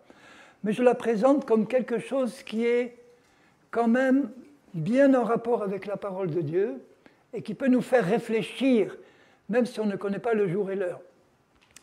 Alors, il s'agit des correspondances entre les fêtes de l'Éternel, les fêtes juives, qui ne sont pas pour nous, on n'a pas à les observer, mais on peut simplement remarquer que sur les 7 fêtes juives qui sont mentionnées dans la Bible, il y a 4 fêtes du printemps et 3 fêtes de l'automne. Les 4 fêtes du printemps, c'est la Pâque. Or, Jésus est mort le jour de la Pâque. Il a été enterré le soir même, c'est-à-dire le lendemain pour les Juifs, puisque la journée commence le soir, au coucher du soleil. Donc le lendemain, c'était le début de la fête des pains sans levain, qui durait une semaine. Donc Jésus a été mis au tombeau le premier jour de la fête des pains sans levain. Ce n'est pas hasard non plus. Il est ressuscité le premier jour de la semaine qui suit, c'est-à-dire le dimanche, qui était le jour de la fête des prémices. Et Jésus est les prémices de la résurrection. Et on sait que 40 jours après, enfin 50 jours après plutôt, 7 x 7, 49 et 1, 50, l'Esprit de Dieu a été répandu le jour de la fête de Pentecôte. Donc on peut déjà observer que pour les 4 fêtes du printemps, il y a eu une correspondance exacte au jour près entre la fête et des événements qui touchent à l'œuvre de Christ et à l'Église. Puisque Christ est mort le jour de la fête de Pâques, nous sommes morts avec lui aussi. Il a été enseveli le jour de la fête des pains sans levain, nous aussi. Il est ressuscité le jour de la fête des prémices, où on offrait les premières gerbes de la récolte au Seigneur au temple. Et puis le jour de la fête de Pentecôte, il s'est passé le déversement de l'Esprit de Dieu sur le monde. Alors donc on peut se poser la question, moi je me la suis posée, est-ce que pour les fêtes de l'automne, ça ne va pas être la même chose? Est-ce qu'il ne va pas y avoir une correspondance entre les fêtes de l'automne et des événements qui vont se produire pour la vie de Christ et pour l'Église? Or, quelles étaient les 3 fêtes de l'automne? Il y avait, donc c'était le 7e mois de l'année religieuse. Et au cours de ce 7e mois, il y avait le premier jour du mois, la fête des trompettes. 10 jours après, il y avait le Yom Kippour, qui était la grande repentance des Juifs. Et puis 5 jours après, il y avait la fête des tabernacles, qui était la dernière grande fête de la fin de la récolte, où on se réjouissait de ce que tout avait été rentré, et que maintenant c'était le temps de la réjouissance. Alors quelle pourrait être pour nous et pour Christ la correspondance entre ces 3 fêtes de l'automne et nous? Pour les Juifs, que représente la fête des trompettes? Pour les Juifs, la fête des trompettes représente la résurrection des morts. Parce que c'est la trompette qui les réveille. De même que dans la traversée du désert, ils devaient construire des trompettes retentissantes qui sonnaient à certains moments. La trompette sonnait quand il fallait réunir le peuple, elle sonnait une première fois. Et quand le peuple partait, la dernière trompette, c'était là que le peuple partait. Ça ne vous donne pas une image aussi? Hein? Donc pour les Juifs, la fête des trompettes représente la résurrection des morts, l'intronisation du Messie. Et il peut y avoir une signification pour nous, puisque Paul dit qu'à la dernière trompette, à la voix d'un archange et au son de la trompette de Dieu, nous, notre corps sera changé en un instant et nous serons enlevés à la rencontre du Seigneur dans les airs. Donc il se peut que l'enlèvement de l'épouse se passe au cours d'une fête des trompettes future. C'est une possibilité. Encore une fois, je ne le présente pas comme une prophétie. Je le présente comme une possibilité parce qu'il y a eu 4 fêtes de printemps où ça s'est passé comme ça. Dieu peut nous surprendre et faire complètement différemment pour les fêtes de l'automne, mais je ne verrai pas pourquoi.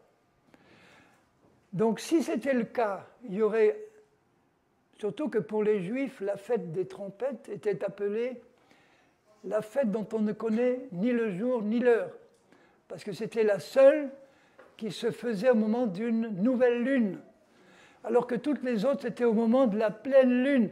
On savait quel était le jour de la pleine lune, mais ils ne savaient pas quel était le jour de la nouvelle lune à un jour près.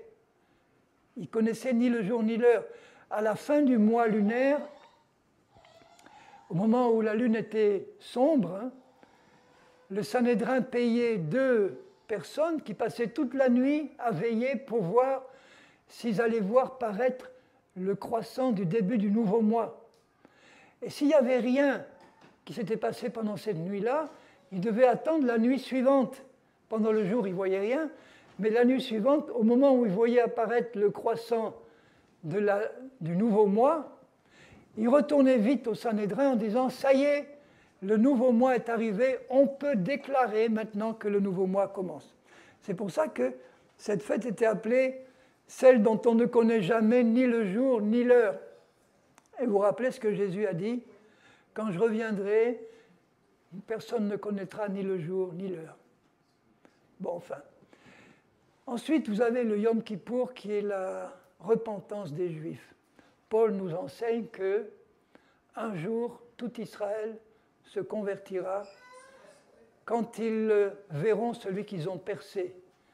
Ça veut dire que pendant la tribulation, les Juifs vont être d'abord, pendant la première moitié, séduits par l'Antichrist, ils vont le prendre pour le Messie, il va reconstruire le temple à Jérusalem, et au milieu de la tribulation, il va venir dans le lieu très saint se déclarer Dieu. Et là, les Juifs vont comprendre que ce n'est pas possible, parce qu'ils ne vont jamais adorer un homme comme Dieu, les Juifs. Ils attendent un Messie, pour les Juifs, c'est un homme ordinaire, ce n'est pas Dieu incarné.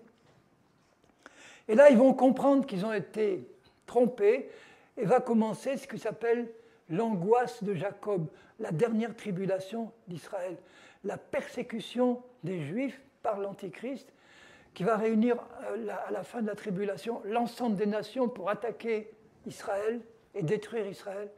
Et Zacharie 14 dit « La ville sera prise, Jérusalem sera prise, la moitié de la ville sera emmenée en captivité, les femmes seront violées. » Et au moment où Israël dit « Ça y est, c'est fini !» Là, l'Éternel vient poser ses pieds sur le mont des Oliviers qui se fend en deux, et c'est Jésus qui revient avec son Église. Et c'est à ce moment-là que les Juifs rescapés, le dernier tiers des Juifs rescapés, vont tous reconnaître Jésus et se repentir et le reconnaître. Donc une possibilité d'interprétation, c'est que l'Église est enlevée à la fête des trompettes, et 7 années plus tard, au moment du Yom Kippour, de la fête du Yom Kippour, le jour même, Jésus reviendra poser ses pieds sur le mont des Oliviers, et tous le verront. Tous les Juifs, le monde entier le verra. Et 5 jours après commencera, au moment de la déclaration de la fête des tabernacles, le début du millénium, où la Christ commencera officiellement son rôle. Parce que nous voyons que dans Zacharie 14, dans Ésaïe aussi, à la fin d'Ésaïe, ils décrivent la fête des trompettes comme la fête du millénium. La fête des tabernacles, je veux dire, comme la fête du millénium. Que pendant le millénium, le monde entier viendra à la fête des tabernacles, fêter l'Éternel, et que, à ce moment-là, éclatera la gloire de Dieu sur la terre entière. Donc, je vous laisse cette interprétation comme possible. Pour moi, je ne la présente pas comme une prophétie, parce que Dieu peut nous surprendre, mais ça ne m'étonnerait pas que ça se passe comme ça. Et de toute manière, comme nous devons être prêts à tout moment, ce n'est pas un problème de savoir qu'ils viennent le jour de la fête des trompettes ou pas. Ce qui compte, c'est d'être prêt à partir à tout moment. Alors, est-ce que vous savez que la prochaine fête des trompettes, c'est aujourd'hui à 17h30 ?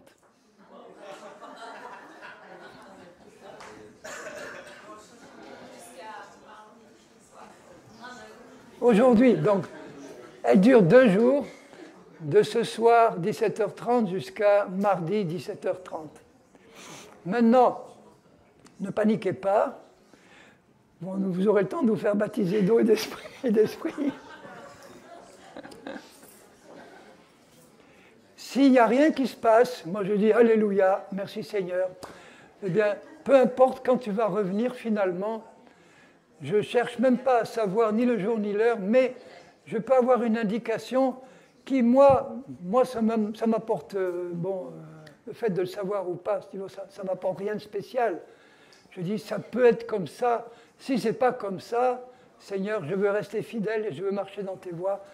Et quel que soit le moment, je partirai avec toi parce que j'en ai la conviction.